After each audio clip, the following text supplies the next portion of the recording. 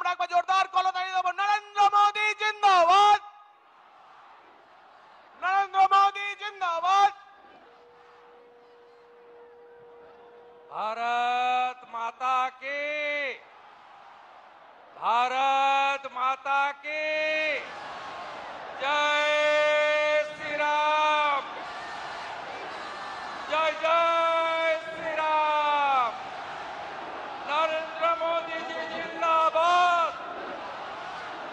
देश की नेता कैसा है, देश की नेता कैसा है। বিশ্বের সর্বশ্রেষ্ঠ নেতা, ভারতবর্ষের যশস্বী প্রধানমন্ত্রী, 140 কোটি দেশবাসীর নয়নের মণি, আজকের এই সভার প্রধান বক্তা সম্মানীয় নরেন্দ্র দামোদর দাস মোদীকে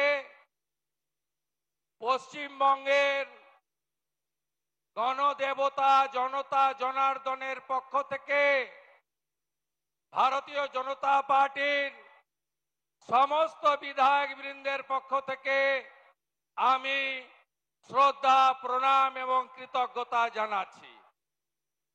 মঞ্চে উপবিষ্ট আছেন আমাদের জনপ্রিয় রাজ্য সভাপতি, রাজ্যসভার সাংসদ শ্রমিক ভট্টাচার্য মহোদয়, ভারত সরকারের 3 জন মাননীয় রাষ্ট্রমন্ত্রী শান্তনু ঠাকুর মহোদয়, ডক্টর সুকান্ত মজুমদার এবং রণবীর সিং জি, মঞ্চে আমাদের সহপ্রভারী অমিত মালভিয়া জি সহ সাংসদ, বিধায়ক, প্রাক্তন সাংসদ, সংগঠনের সমস্ত নেতৃত্বকে আমি সম্মান প্রদর্শন করি।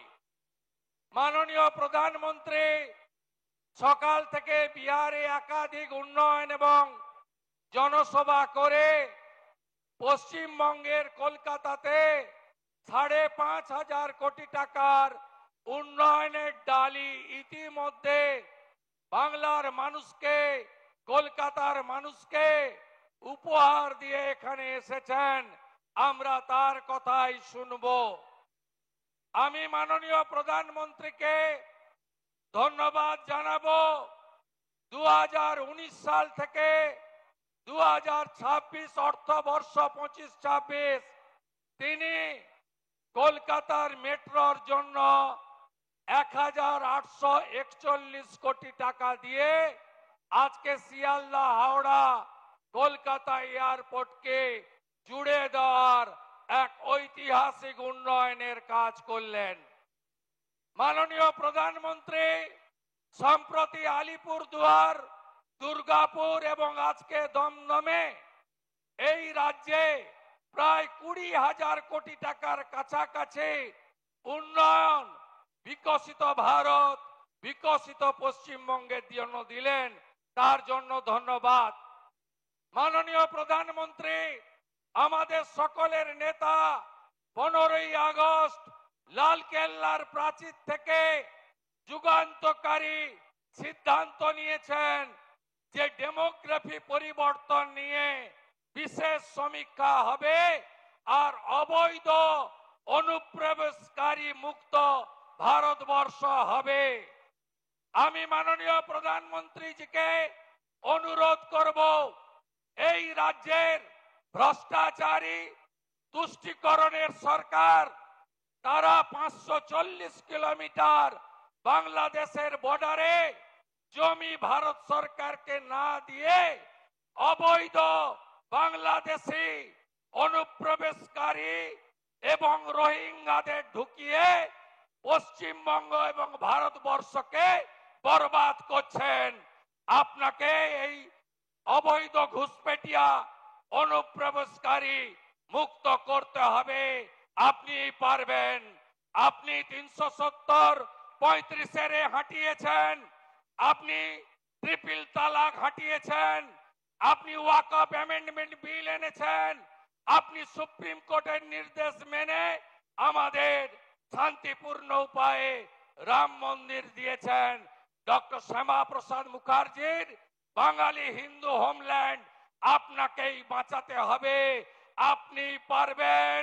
আমরা বাঙালিরা পশ্চিমবঙ্গের লোক বাঁচতে চাই, ভালো থাকতে চাই। এই অত্যাচারী মমতা ব্যানার্জির হাত থেকে মুক্তি পেতে চাই। আমার আর কোনো কথা নেই। আপনারা সবাই মিলে বলুন, দড়ি ধরে মারো টান, দড়ি ধরে মারো টান, দড়ি ধরে মারো টান।